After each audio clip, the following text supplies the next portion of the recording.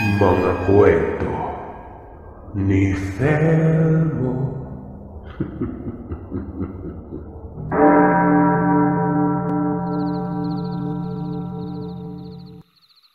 Paano yan, Tay? Sino ngayon yung magsasanay kay Igo? Tanong naman ni Poldo. Ayan nga ang kailangan kong ipagpaalam sa'yo. Dahil kailangan kong ibalik si Igo doon sa madaling panahon. Kapag sinaririto siya sa bahay, malamang hindi siya titigilan ni Selfa at hindi niya matututunan ang mga kailangan niyang matutunan. Mapapahamak pa siya kay Selfa pati ang buong pamilya. Lolo, hindi po ba delikado yung pagiging babaylan? Apo, lagi mong tatandaan na walang madaling bagay sa mundo. Ano man yung gagawin mo, palagi itong may kaakibat na panganib. Pagsasakripisyo, pagtitiis at minsan, pagdurusa. May kasama din itong pawis at luha. Pero alam mo ang pinakamahalaga, yung natuto ka, umunlad ka, umunlad ang iyong kaalaman, mabuksan ang iyong kaisipan at kamalayan. Nang sa gayon, makakatulong ka. Hindi lang sa pamilya mo kundi pati na rin sa ibang tao. At syempre sa sarili mo na rin. Ang mahabang paliwanag ng kanyang lolo Polonius sa kanya. Matiwasay naman silang nakapagtapos ng kanilang hapunan. Makalipas ang ilang oras habang nagkasalukuyan na silang nagpapahinga, nakarinig siya ng kaluskos sa likod ng kanilang bahay. Kaagad naman niyang naisip ang kanilang kalabaw. Dahan-dahan naman niyang kinalapit ang kanyang lolo Polonio. Ito kasi ang katabi niya sa pagtulog kasama ang kanyang kuyose. Kaagad naman itong nakaramdam at nagmulat ng mata. Pero sinenyasan niya itong manahimik at makiramdam. Maya-maya pa ay nakarinig na sila ng may hinang pag-angil sa labas. Unti-unti namang tumayo ang kanyang lolo Polonio, kung kaya't kaagad naman siyang sumunod sa pagbangon at sinundan ng kanyang lolo sa paglabas nito sa kanilang silid. Lo, sama ako. Saan pa nito? Sinenyasan naman siya nitong manahimik at kaagad na inabutan ng tuyong makabuhay na ginawa nitong latigo. May takot man na nararamdaman ay sumunod naman ito sa kanyang lolo Polonio palabas.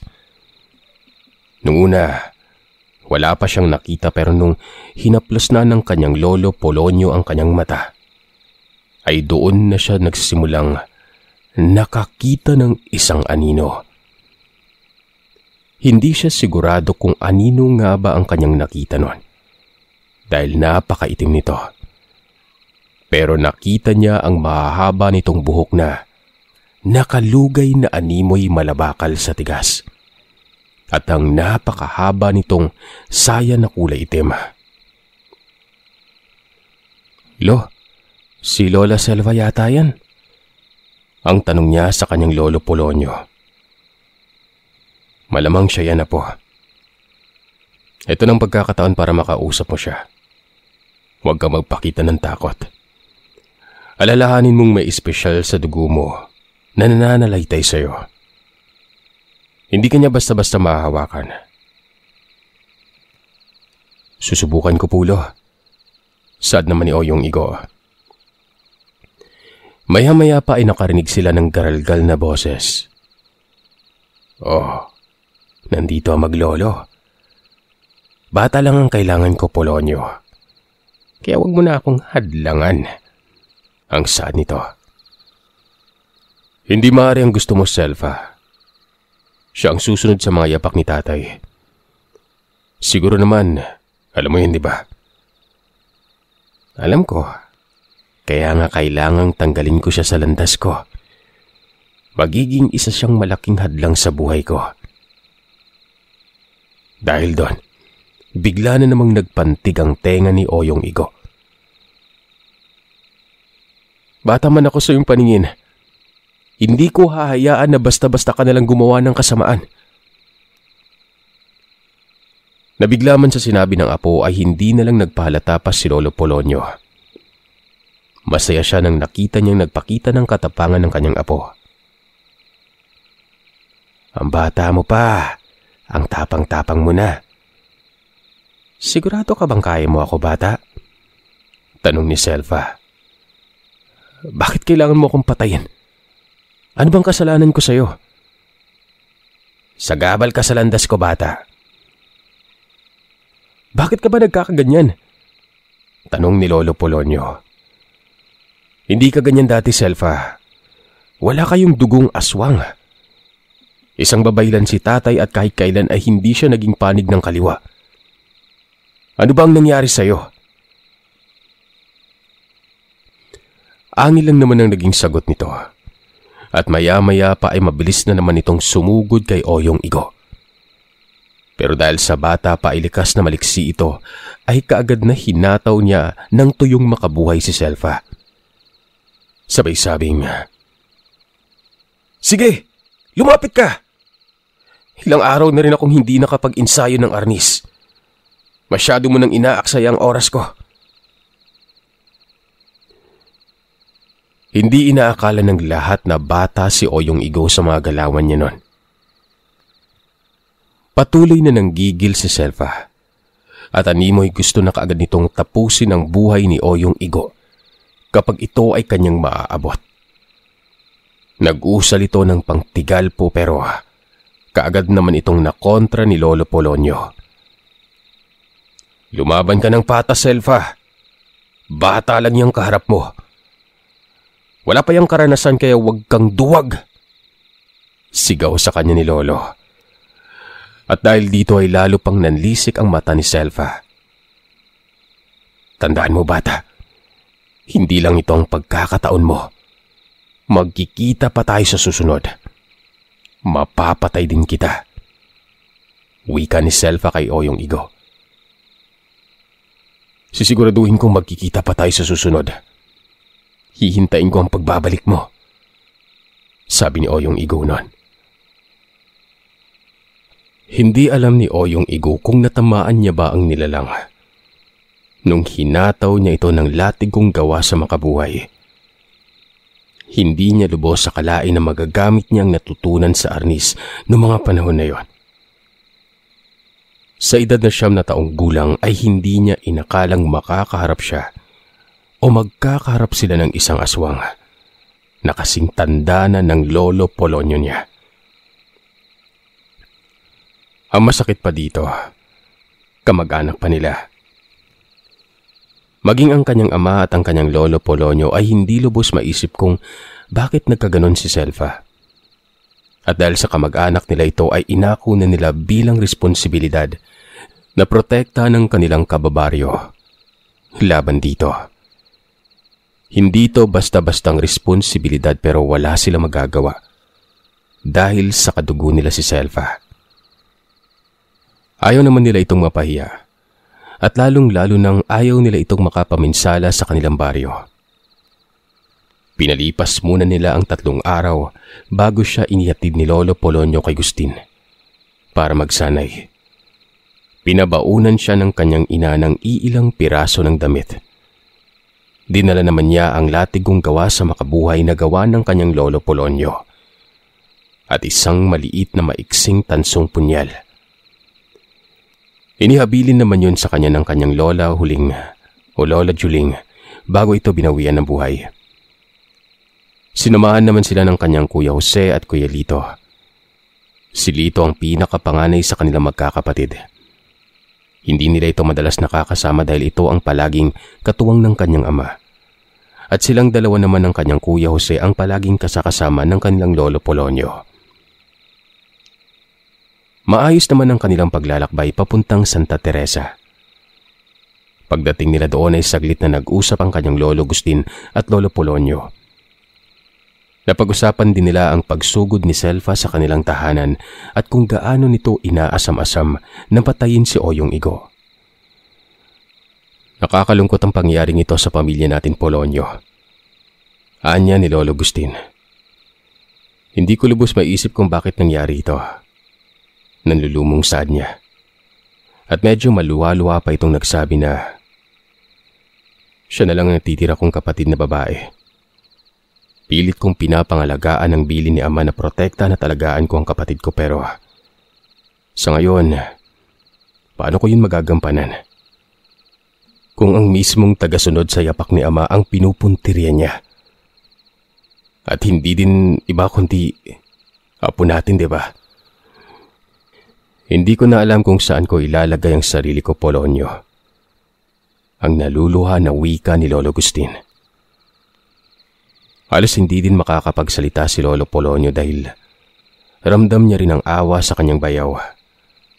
At ang isipin na buhay ng apo niya at ng mga kababaryo nila ang nakataya nun. Si Oyong Igo naman ay matamang nakikinig lang habang hindi din mapigilan ang mapaluha ng mga ito. At dahil si Lito ay 17 anyos na noon at may pinag-aralan kahit papano, ay siyang tinanong ng kanilang Lolo Agustin. Lito, anong sa tingin mo ang tama at nararapat nating gawin? Tanong nito sa binata. Lolo Agustin, alam ko po na nakakalungkot at nakakadismaya ang pangyari sa pamilya natin. Pero kailangan po nating gawin kung ano man na dapat at nararapat. At yun ay ang maprotektahan ng pamilya natin at ang mga kababaryo. Oo, kadugo natin si Lola Selfa. Pero hindi na siya ang dating tao na minsan nating nakasama. Masyado na siyang nabulag ng kasamaan at ng sobrang pagmamahal niya sa kanyang asawa. Doon ay nagtaas ng kamay si Oyong Igo. Paiwatig yun na gusto niyang magsalita.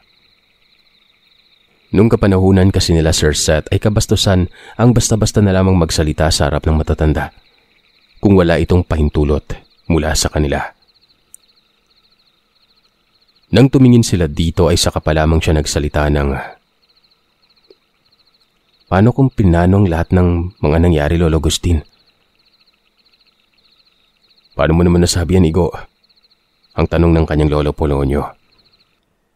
Di ba po sabi niyo taga Negros ang napangasawa ni Lola Selfa? At ang pagtira niya doon ang naging dahilan ng pagiging aswang niya? Hindi po kaya ginawa nilang instrumento si Lola Selfa para makapagiganti sa mga nangyari noon?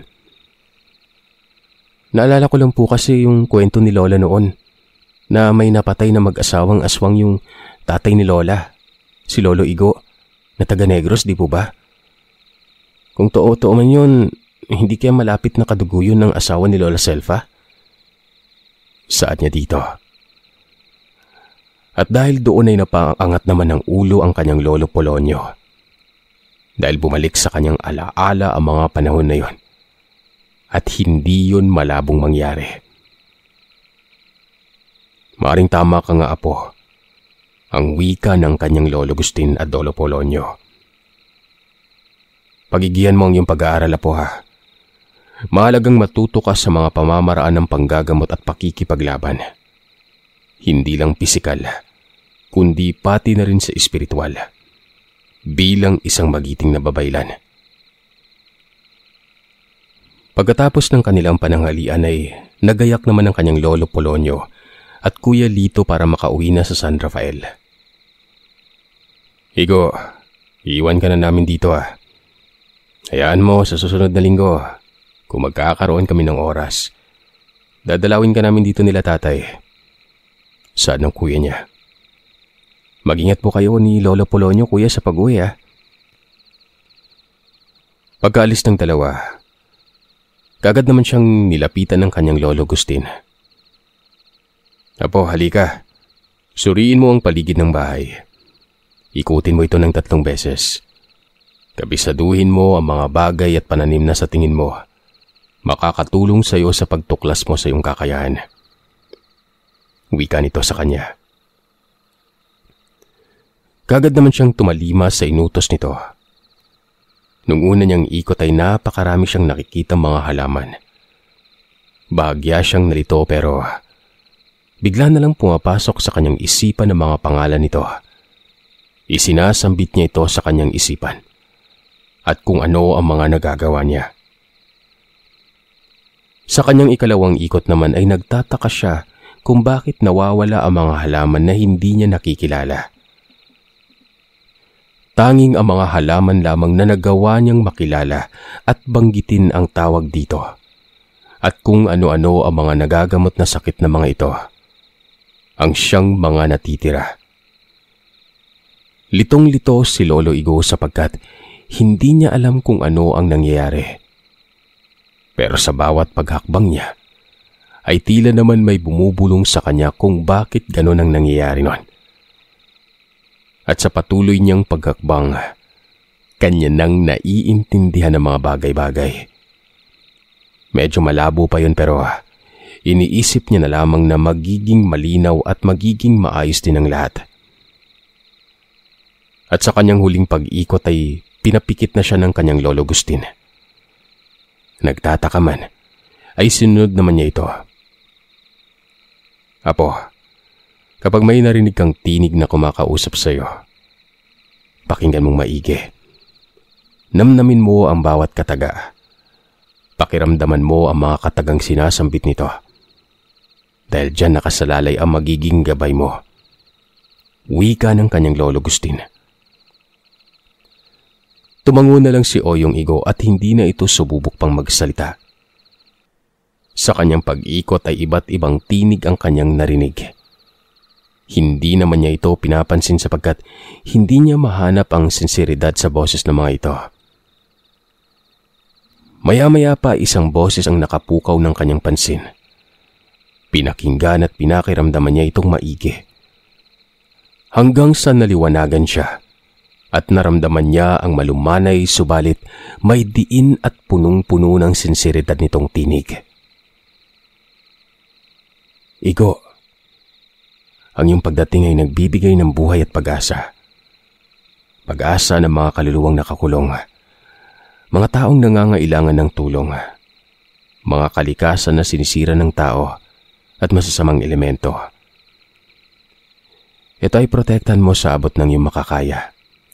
At sa mula sa kapangyarihan na sa akin magmumula. Hanapin mo ako, sundan mo ang tinig ko. Sinundan naman ito ni Oyong Igo. Hanggang sa makakita siya ng imahe sa kabila ng nakapikit nito mga mata. Isa itong babae. Nakasuot ng mahabang damit na nakasayad sa lupa. Napakaamo ng mukha nito. Meron itong medyo pahabang tenga. May suot-suot din itong korona na gawa sa iba't ibang uri ng mga bulaklak na animoy hindi nalalanta. At ngayon, Igo, nakikita mo ako sa kabila ng nakapikit mong mga mata. Ang wika ng tinig sa kanya. Tumango naman si Oyong Igo habang nanatili pa ding nakapikit. Maligayang pag-iisa ng ating mga sarili at kakayahan, Igo. Wika ng babae. At unti-unti na itong nawawala. Nagpatuloy naman siya sa paglalakad hanggang sa makaikot na siya sa bahay. At makarating na sa kung saan siya nakapwesto sa pagkakatayo nun. Ngayon, Igo, imulat mo na ang iyong mga mata. Wika ng kanyang Lolo Gustin. Unti-unting minulat ni Oyong Igo ang kanyang mga mata. Naninibago siya sa kanyang pakiramdam. Napakagaan na maaliwalas ang paligid nung hapon na yon. Halika na, pumasok na tayo at takip silim na. Wika ng kanyang Lolo Gustin. Lumipas sa mga araw, patuloy na nagsasanay si Oyong Igo sa pamamahala ng kanyang Lolo Gustin. Mabilis naman siyang matuto sa mga bagay na kinakailangan niyang matutunan. Pero dahil sa napakabatang edad niya, ay hindi pa siya pwedeng manggamot. Ang tanging ginagawa lamang niya ay sumama sa kanyang Lolo Gustin tuwing meron itong pasyente. Matyaga siyang nanonood at nagbabantay. Lahat ng mga maliliit na detalye na nakikita niya ay agad niya itong tinatandaan. Hanggang sa dumating na ang pasukan. Ang kanyang Lolo Gustin pa din ang tagasundo sa kanya tuwing hapon. Sapagkat napakalayo ng kanyang paaralan. Lumipas sa mga buwan na wala silang balita tungkol kay Selfa. may nakapagsabi sa kanila na meron itong nabiktima sa Barangay Concepcion. Pero nakapagtataka na hindi ito nanatili sa lugar nila, sa may San Rafael, na dati ay mataman itong nagmamasid sa bahay nila. Isang araw ay naisipan ng kanyang lolo Agustin na pumunta sa bahay ng mga magulang ni Iyong Igo. Gusto kasi nitong makita at makausap ang kanyang bayaw na si Lolo Polonio. Maayos naman ang kanilang paglalakbay papuntang San Rafael nung umagang yon. Nadatnan nilang nagtitipon-tipon ng kanyang mga mag-anak sa kanilang bakuran. Masaya naman ang kanyang mga magulang at kapatid nang makita ang kanilang pagdating. At kagaya ng kanilang nakagawian, ay kaagad namang nagkatay ng manok ang kanyang ama para masarap ang kanilang pagsasalwa ng mag-anak. Agustin, bukas na kayo ng umaga umuwi. Matagal-tagal ka na rin kasing hindi bumababa dito sa San Rafael eh. Kamusta ang pag-aaral ng ating apo? Tanong ng kanyang lolo Polonio. Masaya naman itong tinugon ng kanyang lolo Agustin. At siya naman ay ayaw pang pakawalan ng kanyang dalawang kuya, kung kaya't silang tatlo muna ang nagsama. At dahil sa napapaligiran sila ng mga puno ng bayabas ay masaya naman silang nagkikwentuhan habang nagpapaligsahan sa pag-akyat sa mga punong yon. Habang namimitas ng mga bunga ng bayabas, ay may nasipat naman si Oyong Igo sa hindi kalayuan. Isang pamilyar na babae, si Lola Selva. Nagulat naman ang kanyang dalawang kuya. Kasabay noon ay ang pagmamadali nilang bumaba sa bayabas. Igo, bilisan mo na! Bumaba ka na! Bumaba naman kaagad si Oyong Igo noon. Ang kanyang kuya Jose naman ay muntikan ng mahulog sa pagmamadali. Kaagad na lumabas ang bahay ang kanyang lolo Polonio at lolo Agustin kasama ang kanilang ama. Matagal-tagal na siyang hindi nakapunta dito. Simula pa nung dinala ko si Igo sa pangangalaga mo, Agustin. Ang saad ng kanyang lolo Polonio. Kung ganoon, tama ang hinala ko na si Igo ang punterin nitong si Selva. Pero hindi niya ito malapitan dahil nandito tayo nakagabay sa bata. Hindi niya tayo kakayanin. Lumipas ang gabi na wala namang paramdam si Selva. Isang araw, maagang pinauwi ang mga estudyante at dahil doon ay naisipan ni Oyong Igo na umuwi na lamang mag-isa.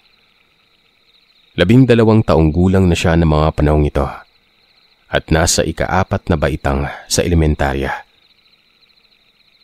Baka may magtanong dyan kung bakit ika-4 na taon pa lamang 12 anyos na siya. Iba po ang kapanahunan noon at ang estado ng pag-aaral. Nasa kalagitnaan na siya ng paglalakad pauwi sa bahay ng lolo Agustin niya, nang may biglang humarang sa daanan niya. Sa wakas, natsyempohan din kitang nag-iisa, Igo. Wika ng nilalang habang humahagikik.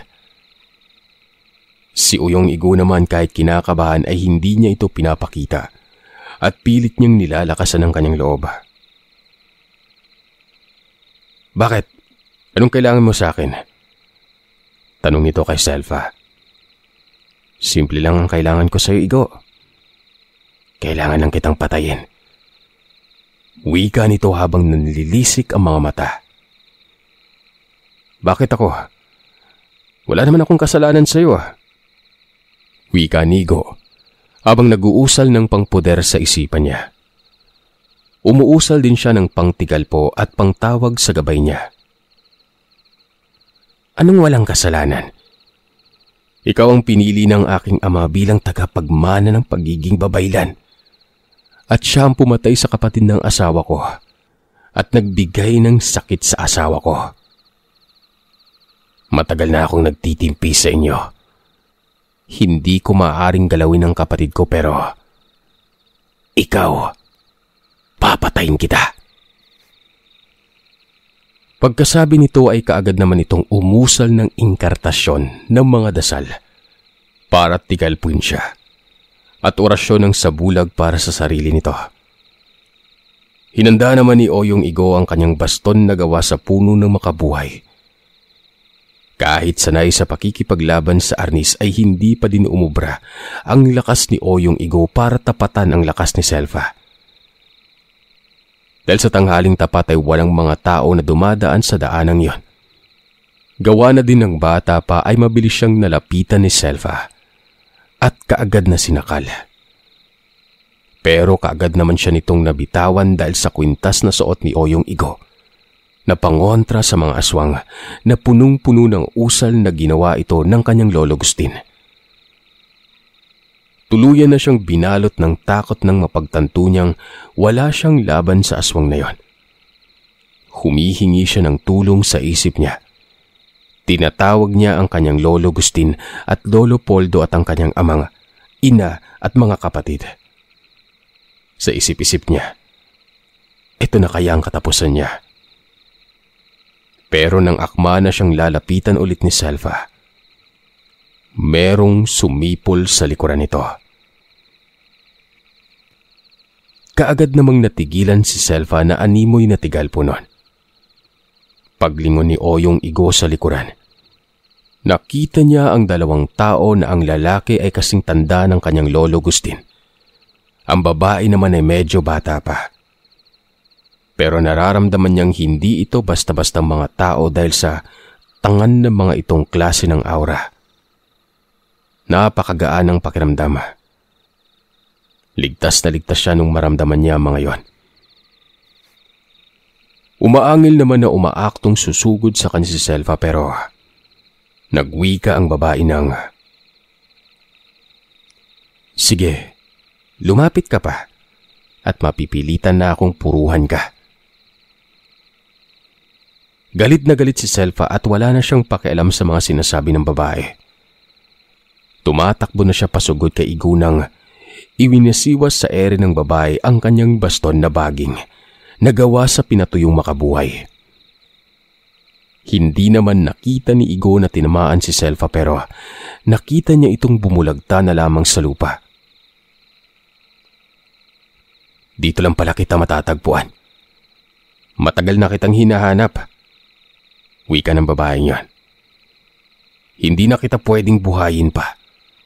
Masyado ka ng maraming napatay at napinsala.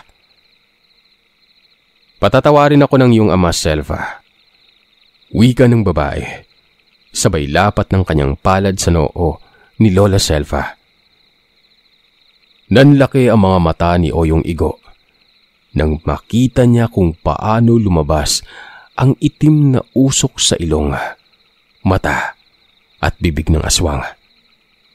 Maya-maya pa ay may nakita siyang kulay itim na bilog na parang laman na nahulog mula sa bibig nito. Kaagad naman itong dinampot at hindi mawari ni Oyong Igo kung ano ang nangyari pero nakita niyang unti-unting nauupos at nagiging abo. Nakita naman niya kung paanong nawalan na lang ng hininga si Selva. Lumipas pa ang ilang minuto at kumpirmadong patay na ito. Binuhat naman ito ng lalaki at isinakay sa kangga. Pinasakay naman siya ng mag-asawa sa kangga nila at sinabihan na ihatid na siya kung saan siya umuuwi. "Kaninong anak ka ba, iho?" tanong ng babae. "Kay Poldo at Juling po," sagot naman ni Oyong Igo. "Poldo at Juling? Sa San Rafael?" "Opo." "Kilala niyo po yung mga magulang ko?" tanong niya dito. "Kaibigan ko yung ama mo, iho," sagot ng lalaki. "Pero bakit dito ka naglalakad papuntang Santa Teresa? Ganong San Rafael yung bahay mo, di ba?" tanong ulit nito sa kanya. "Nakatira po kasi ako sa lolo Agustin ko." "Kung ganon, ikaw si Igo?" "Opo, ako si Igo." "Tamang-tama, doon kami pupunta sa inyo. Makikipagkita kami sa lolo mo." "Sino po kayo?" "Ako si Delis at ang asawa ko naman ay si Naldo," sagot nito sa kanya. Napanganga naman si Oyong Igo dahil hindi niya inaakalang ang mga tao na tumulong sa kanya ay ang mga tao na tinitingala ng kanyang ama at mga lolo. Matiwasay naman silang nakarating sa bahay ng kanyang lolo Gustin. Dala-dala nila ang labi ni Selva. Nagulat naman ang kanilang lolo Gustin na makita sila nito. Ikinwento naman na mag-asawa kung paano nila naabutan si Lolo Igo habang sakal ni Selva. Abot-abot ang pasasalamat ng kanyang lolo Gustin sa mag-asawa. Doon na rin nagpalipas ng gabi ang mag-asawa para tulungan si Lolo Gustin na mailibing si Selva.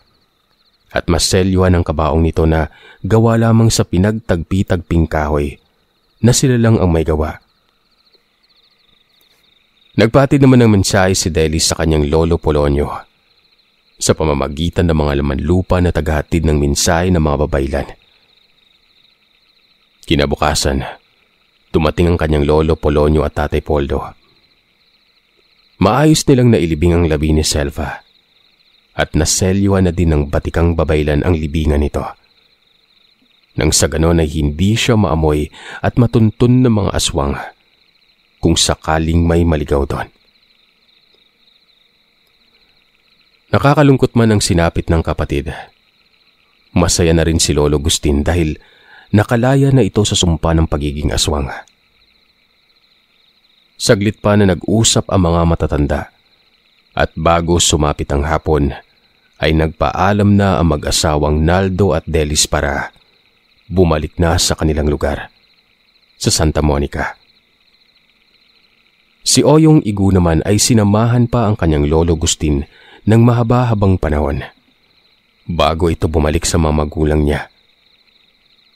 Naging tahimik at matiwasay naman ang kanilang pamumuhay simula noon hanggang sa nakaedad na si Oyong Igo at nagkaroon na ng sarili niyang pamilya. Nanatili naman sa iilan ang kanyang pagkakaroon ng karunungan noon sa panggagamot dahil ayaw na niyang ilagay sa panganib ang kanyang pamilya dahil doon.